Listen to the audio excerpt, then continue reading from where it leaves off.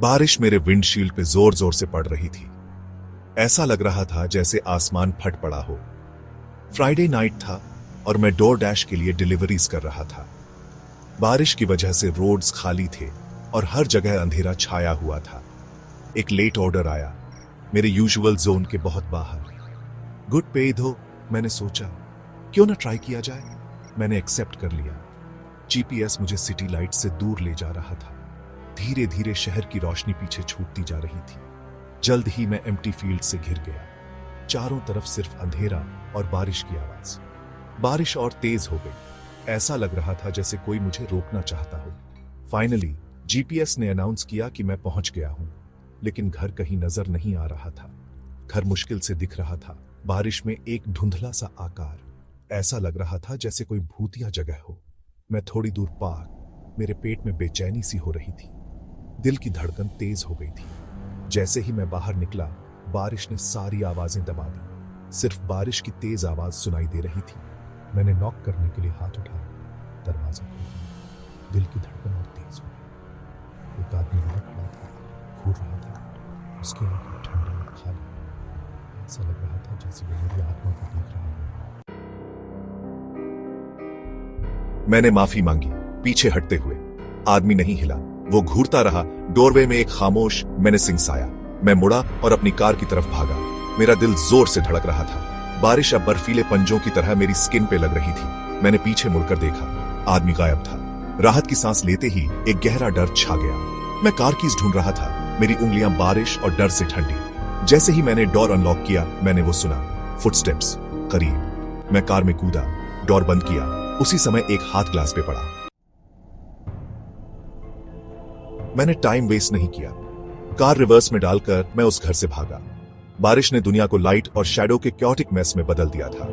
मैंने rear view mirror में देखा, आदमी का चेहरा देखने की उम्मीद में, लेकिन कुछ नहीं था। मेरा दिमाग दौड़ रहा था, जो हुआ था उसे समझने की कोशिश कर रहा था। मैंने कार और तेज भगाई, स्पीड लिमिट इग्नोर करते हुए। जीपीएस अब बेकार अनाउंस कर रहा था कि मैं ऑफ कोर्स हूं। मुझे परवाह नहीं थी, मुझे बस दूर जाना था। तूफान चल रहा था, विंड, रेन और फियर का सिम्फनी। मेरा 18वां बर्थडे, एक अकेला सेलिब्रेशन, एक अकेला कैंडल और एक अकेला मैं। फ्रीडम, यही रोड ट्रिप का मतलब था। एक नई शुरुआत, एक नई जर्नी।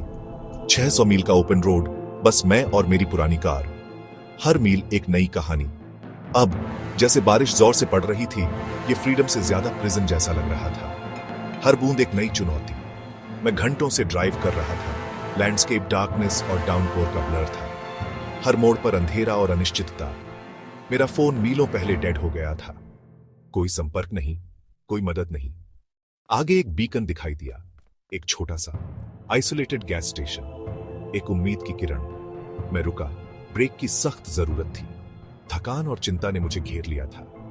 फ्लोरेसेंट लाइट्स बज कर रही थी। एक अजीब सी खामोशी थी। एक आदमी पीछे से निकला, अपने हाथ एक ग्रीसी रैक से पोंछते हुए। उसकी आंखों में एक अजीब सी चिंता थी। तुम्हें इतनी रात को यहां नहीं होना चाहिए बॉय, उसने कहा। उसकी आवाज में एक चेतावनी थी, खासकर इस मौसम में नहीं। ये रात और ये मौसम दोनों ही खतरनाक थे। बूढ़े ने घुरघुराते हुए मेरी आंखों में देखा। उसकी आंखों में एक अजीब सी चमक थी, जैसे वो कुछ छुपा रहा हो। आगे रोड बंद है, उसने कहा, हाईवे की तरफ इशारा करते हुए। उसकी आवाज में एक अजीब सी गंभीरता थी, जो मुझे अनईजी कर रही थी। कंस्ट्रक्शन, पूरा सेक्शन वॉश्ड आउट है। बारिश ने सब कुछ तबाह कर दिया है, उसने कहा। उसने लॉट के पीछे की तरफ इशारा किया।